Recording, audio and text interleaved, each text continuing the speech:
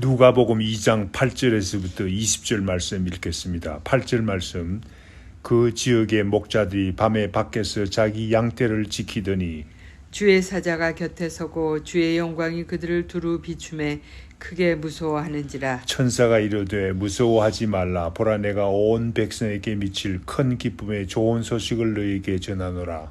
오늘 다윗의 동네에 너희를 위하여 구주가 나셨으니 곧 그리스도 주시니라. 너희가 가서 강보에 쌓여 구유에 누워 있는 아기를 보리니 이것이 너희에게 표적이니라 하더니 호련히 수많은 천군이 그 천사와 함께 하나님을 찬송하여 이르되 지극히 높은 곳에서는 하나님께 영광이요 땅에서는 하나님이 기뻐하신 사람들 중에 평화로다 하니라. 천사들이 떠나 하늘로 올라가니 목자가 서로 말하되 이제 베들레헴으로 가서 주께서 우리에게 알리신 바 이 이루어진 일을 보자 하고 빨리 가서 마리아와 요셉과 구유에 누인 아기를 찾아서 보고 천사가 자기들에게 이 아기에 대하여 말한 것을 전하니 듣는 자가 다 목자들이 그들에게 말한 것들을 놀랍게 여기되 마리아는 이 모든 말을 마음에 새기어 생각하니라. 20절 다 같이 목자들은 자기들에게 이르던 바와 같이 듣고 본 그 모든 것으로 인하여 하나님께 영광을 돌리고 찬송하며 돌아가니라. 아멘. 우리 구주가 되신 예수 그리스도께서 이 땅에 오신 사건은 인류 역사상 특별한 사건이었습니다. 이 세상 어떤 귀한 사람의 탄생이 예수 그리스도의 탄생에 비교될 수 있겠습니까? 요한은 주님의 탄생을 말씀이 육신이 된 사건으로 기술하고 있습니다. 요한복음 1장 14절 말씀, 말씀이 육신이 되어 우리 가운데 거하심에 우리가 그 영광을 보니 아버지의 독생자의 영광이요 은혜와 진리가 충만하더라 라고 했습니다. 말씀이 누굽니까? 천지를 창조하신 하나님이십니다.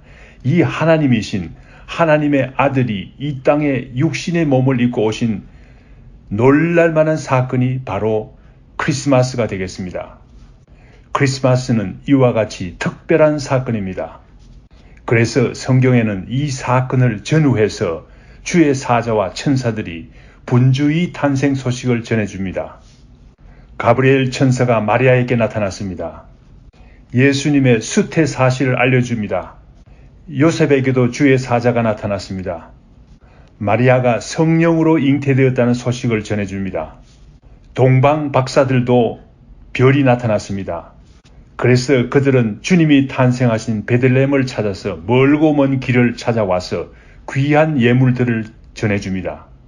또한 주의 사자가 나타나서 헤롯에게 속지 않도록 바로 고국으로 돌아가도록 합니다. 성경에는 또한 경건한 시므온과 안나의 이야기도 나옵니다. 성령의 인도하심으로 아기 예수를 만나는 특별한 경험을 하게 합니다. 오늘 우리가 읽은 본문 말씀에는 들에서 양치던 목자들이 천사들의 소식을 듣고 옵니다. 아기 예수를 만나는 자세한 사실이 기록되어 있습니다. 목자들은 평범한 사람들입니다. 우리와 같이 평범한 사람들입니다. 본문 말씀을 통해서 우리도 목자들과 같이 주님의 탄생을 진실로 경험하는 시간이 되시기를 간절히 바랍니다.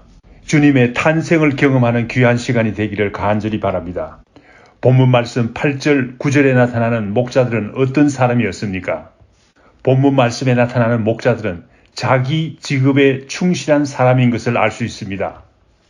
자기가 맡은 일에 충실한 사람들이었습니다. 직업은 하나님께서 맡기신 일입니다. 기쁜 마음으로 충성해야 하겠습니다. 양치는 일은 결코 쉬운 직업이 아닙니다. 양은 어리석은 동물이기 때문에 배고플 때 먹을 것을 줘야 합니다. 목이 마를 때 물을 마실 수 있도록 인도해야만 합니다. 스스로 물 있는 곳으로 찾아가지 못합니다. 목자가 물가로 인도해야만 됩니다. 너무나 약하고 여린 동물이기 때문에 24시간 보호를 해야만 합니다. 그렇지 않으면 사나운 동물이 와서 물어갑니다. 8절 말씀을 보니 그 지역의 목자들이 밤에 밖에서 자기 양떼를 지키더니 라고 했습니다. 추운 겨울인데도 목자들은 양떼를 지키기 위해서 밖에서 살았습니다. 밤에도 양떼를 지키고 있었습니다. 자기 책임을 다하기 위해서 밤낮을 가리지 않는 사람들입니다. 추운 날씨 정도는 문제가 되지 않는 사람들입니다. 자신의 안락한 환경을 추구하지 않는 사람들입니다. 마치 군인들이 책임을 다해서 밤에도 나라를 지키기 위해서 보초 서는 것과 같이 비교될 수 있겠습니다. 어떤 사람들은 겨울에 양들을 왜 치느냐 하고 반문하는지 모르지만 지중해성 기후의 특징을 알면 이해가 갑니다. 지중해성 기후라는 것은 여름은 덥고 건조합니다. 겨울에는 비가 많이 와서 초목들이 잘 자라지요. 지중해성 기후의 특징을 가진 곳이 어떤 곳이 있습니까? 그러한 기후가 지중해성 기후의 특징이라고 말할 수 있습니다. 북방부에서는 캘리포니아가 지중해를 제외하고는 유일하지요. 남반부에서는 오스트레일리아 남서부 지방과 남아메리카에서는 칠레 지방, 남아프리카의 지역의 일부가 지중해성 기후를 나타내고 있습니다. 이러한 목자들에게 주의 사자가 나타나고 주의 영광이 두루 비추었다고 성경 말씀은 밝히고 있습니다. 목자들은 비천한 삶을 사는 사람들이었습니다. 그러나 밤에 양떼를 지키는 자기 맡은 일에 충실한 사람들이었습니다. 우리가 이 세상에 살면서 비록 비천한 삶을 살고 있지만은 자기가 맡은 일에 충성을 다할 때 주의 영광이 나타나는 줄 믿습니다. 다윗은 목동으로서 자기 책임을 다하는 사람이었습니다. 사무엘상 17장 34절에서 35절 말씀에 보면 다윗이 얼마나 헌신적으로 양을 지켰는지를 밝히고 있습니다. 양떼를 지키는데 사자나 곰이 나타납니다. 양떼에서 양 새끼를 움켜서 도망하면 다윗은 사자나 곰을 따라갑니다. 그 양 새끼를 건져내었다 하고 그 입에서 양 새끼를 건져내었다고 스스로 고백합니다. 비천한 직업을 가진 목동이었지만 다윗은 하나님께서 이스라엘이라는 나라를 맡기지 않았습니까? 이스라엘의 왕이 되게 하셨습니다. 밤중에라도 양떼를 지키는 본문 말씀에 나오는 목자들과 같은 사람들이 필요합니다. 사자의 입속에서 새끼를 건져내는 다윗과 같은 책임 있는 사람들이 필요합니다. 이러한 사람들에게 주의 영광이 나타나는 줄 믿습니다. 우리 성도님들도 다윗과 같이 오늘 본문 말씀에 나오는 목자들과 같이 하나님께서 주신 책임을 다하는 귀한 사람들이 되기를 축원합니다. 본문 말씀 10절에서부터 14절 말씀에서는 목자들에게 천사들이 전하여 준 큰 기쁜 좋은 소식을 알려주는 광경이 나타납니다.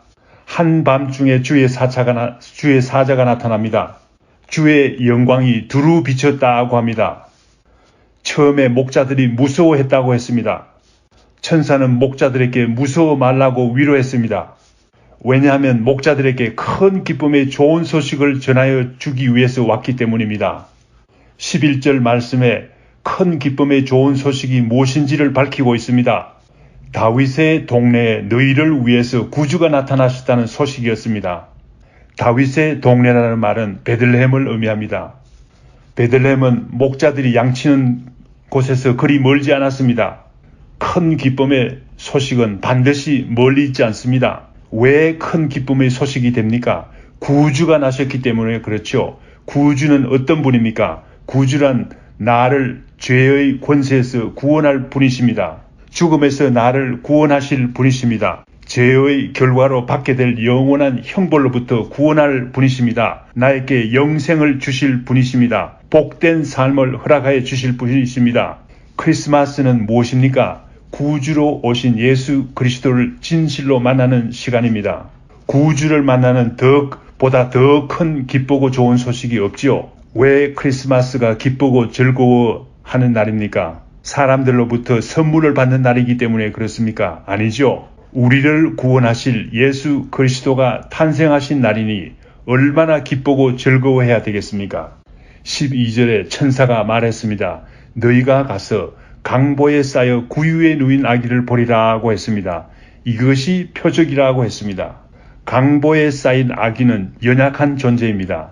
말이 먹이를 먹는 여물통에 누인 아기가 뭐가 그렇게 귀하게 보이느냐고 말할 수도 있습니다. 강보에 쌓여 구유에 누인 아기가 무슨 온 백성에게 미칠 큰 기쁨의 좋은 소식을 전해줄 수 있느냐고 말할 수 있습니다. 그러나 이 아기는 말씀이 육신이 된 하나님의 아들이신 그리스도이십니다. 아마 목자들에게도 이런 의심의 생각이 마음에 지나갔겠지요. 그들의 생각에 대답이라도 하듯이 13절 말씀에 천군 천사들이 나타났다고 했습니다. 하나님을 찬양하며 구유에 누인 아기 예수가 누구인지를 밝히고 있습니다. 14절 말씀에 지극히 높은 곳에서는 하나님께 영광이요 땅에서는 하나님이 기뻐하시는 사람들 중에 평화로다 라고 했습니다. 지극히 높은 하늘나라에서는 하나님께 영광이라고 했습니다. 하나님께 영광이 되는 특별한 아기입니다. 하나님의 아들 외에 어떤 분이 과연 지극히 높은 곳에 계시는 하나님께 영광이 될 수가 있겠습니까? 비록 강보에 쌓이고 구유에 누이셨지만 지극히 높으신 하나님께 뿐만 아니라 온 세상 사람들에게 영향을 미치는 진정한 기쁨의 소식이었습니다. 그런데 문제가 있습니다. 많은 사람들이 구주로 오신 예수 그리스도를 알아보지 못합니다. 기쁨을 얻지 못하고 있습니다. 14절 하반절 말씀에 보면 하나님이 기뻐하신 사람들 중에 평화로다라고 했습니다. 강보에 쌓여 구유에 누인 아기 예수를 구주로 받아들이는 사람들에게 진정한 평화를 마음에 얻을 수 있다고 말하고 있습니다. 이 세상에 많은 사람들이 평화를 얻지를 못하고 있습니다. 하나님께서 주시는 평화를 경험할 수가 없습니다. 마태복음 2장 3절 말씀에 보면 예수님의 탄생 소식에 헤롯 왕과 온 예루살렘은 소동했다고 했습니다. 소동했다는 말은 기뻐하지 않았다는 말입니다. 불안해했다는 말입니다. 요한복음 1장 12절 말씀에 보면 어두움을 밝히는 참빛으로 오신 예수님이었습니다. 그러나 오히려 자기 백성들이 주님을 영접하지 않았다고 말하고 있습니다. 오늘날에도 큰 기쁨이 되시고 진정한 평화를 주기 위해서 오신 예수 그리스도를 알아보지 못하는 많은 안타까운 사람들이 있습니다. 이러한 기쁨의 소식을 전하는 것은 목자들뿐만 아니라 우리 성도들에게도 주어진 책임이 아니겠습니까? 영국의 아이작 와처 목사님은 주님께서 탄생하신 큰 기쁨의 소식을 전하기 원했습니다. 그래서 우리가 크리스마스 때면 절교히 부르는 찬송가 115장 기쁘다 구주 오셨네를 작사했습니다. 사실상 이 시편은 시편 98편 4절에서 9절을 바탕으로 쓰여졌습니다. 유명한 음악가 핸델의 재능과 19세기 미국의 찬양대 지휘자 로엘 메이슨의 경건함이 성경 말씀의 진리를 더욱 명확하게 나타나는 귀한 찬송입니다. 시편 98편 4절 말씀에서는 온 땅이 만 백성이 여호와 하나님을 즐거이 소리내어 찬양할 것을 외치고 있습니다. 5절에서 6절 말씀에서는 모든 악기를 동원해서 우리의 모든 재능을 다해서 찬양할 것을 외치고 있습니다. 7절에서 8절 말씀에서는 만물이 다 하나님을 찬양한다고 합니다. 우리가 마음에 하나님을 찬양하고자 할 때 바다의 큰 파도나 웅장한 산악도 하나님을 기쁨으로 찬양하게 됩니다. 9절 말씀에서는 이 세상을 하나님께서 공의로 다스리시는 것을 믿을 수 있습니다. 그러므로 마음에 진정한 평화를 가질 수 있다고 밝히고 있습니다. 본문 말씀으로 다시 돌아옵니다. 본문 말씀 2장 15절에서 20절 말씀에서는 천사들이 떠나고 난 후에 목자들의 삶에 일어나는 변화를 나타내고 있습니다. 15절 16절 말씀에 보니 목자들이 서로 격려합니다. 주께서 알려준 일을 빨리 가서 보자고 서로 격려합니다. 주께서 알려준 이 기이한 일을 지체하지 않고 확실히 알아보기 위해서 노력하는 하나의 귀한 작은 공동체의 모습을 볼 수 있습니다. 결국 목자들은 아기 예수를 찾아갑니다. 17절 18절 말씀에 보니 자기들이 보고 들은 예수 그리스도에 대한 사실을 사람들에게 증거했습니다. 아마도 목자들은 들에서 본 하늘에 전개된 주의 영광을 확신을 가지고 증거했을 것입니다. 또한 아기 예수가 온 백성에게 미칠 큰 기쁨의 좋은 소식이라는 사실도 전해 주었을 것입니다. 천사들이 전하여 준 그대로 열심히 전했을 것입니다.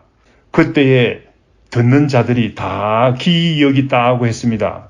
예수님의 어머니인 마리아까지도 목자들의 말을 마음에 지키어 생각했다고 성경 말씀은 증거하고 있습니다. 19절 말씀. 자기가 맡은 일에 성실한 사람들의 정언은 이와 같이 힘이 있습니다. 은혜 받은 사람은 그 생활에서 하나님께 영광을 돌리는 찬송하는 삶을 삽니다.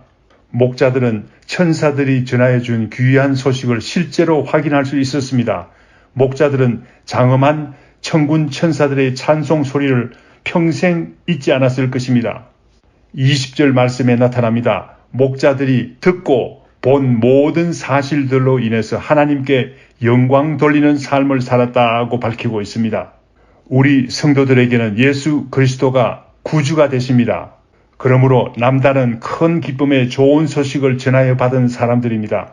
또한 하나님께서 주시는 진정한 평화를 가진 사람들이 되었습니다. 이번 크리스마스를 통해서 예수 그리스도가 나 자신의 구주가 되신다는 큰 기쁨이 넘치기를 간절히 축원합니다. 또한 하나님께서 주시는 귀한 마음의 평화가 넘치기를 간절히 기도합니다. 한편 우리 주위를 살펴볼 때 이러한 기쁨을 맛보지 못하고 살아가는 많은 사람들이 있습니다. 크리스마스와 연말 연시를 통해서 어둠의 세력이 더욱 강해지기도 합니다. 어떤 사람들에게는 피곤과 실망이 더욱 커져갑니다.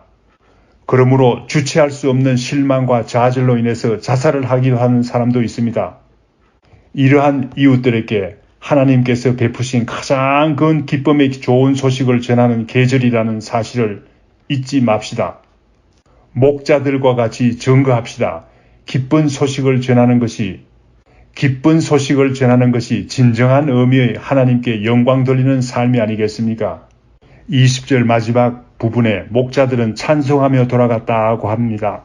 거듭난 성도들의 삶은 찬송하는 삶이 됩니다. 왜냐하면 하나님의 공의가 이 세상을 지배하기 때문입니다. 감사하며 찬송이 끊어지지 않습니다. 사도 바울은 에베소 5장 19절 말씀에 시와 찬미와 신령한 노래들로 서로 화답하며 너희 마음으로 주께 노래하며 찬송하며 라고 했습니다. 크리스마스를 통해서 귀한 찬송이 마음에 넘치기를 간절히 축원합니다. 메리 크리스마스. 다 같이 기도하겠습니다. 성경 말씀은 크리스마스가 주님께서 이 땅에 오신 말씀이 육신이 된 특별한 사건이었다고 증거하고 있습니다. 그러나 오늘 본문 말씀에서는 그 특별한 사건이 누구보다도 목자들과 같이 평범한 사람들에게도 그 놀라운 소식이 전하여졌음을 나타내고 있습니다. 목자들이 들은 소식은 놀라운 소식이었습니다. 하늘의 천군 천사들이 찬양하는 소식이었습니다. 하나님께서는 영광이 되는 놀라운 소식이었습니다. 땅에서는 하나님의 백성들에게 평화를 가져오는 놀라운 소식이었습니다. 귀한 소식이었습니다. 목자들은 이 귀한 소식을 듣고 그냥 지나지 않았습니다. 아기 예수를 찾아갔습니다. 경배했습니다. 다른 사람들과 자신의 체험을 나누었습니다. 증거했습니다. 은혜를 나누었습니다. 찬송하는 삶을 살았다고 했습니다. 우리도 이와 같은 삶을 살 수 있도록 인도하여 주시옵기를 간절히 빌고 원하옵나이다. 이 모든 말씀 예수님 이름으로 기도드립니다. 아멘. 하늘에 계신 우리 아버지여, 이름이 거룩히 여김을 받으시오며 나라의 임하옵시며 뜻이 하늘에서 이룬 것 같이 땅에서도 이루어지이다. 오늘날 우리에게 일용할 양식을 주옵시고 우리가 우리에게 죄 지은 자를 사하여 준 것 같이 우리 죄를 사하여 주옵시고 우리를 시험에 들게 하지 마옵시고 다만 악에서 구하옵소서. 대개 나라와 권세와 영광이 아버지께 영원히 싸움나이다. 아멘.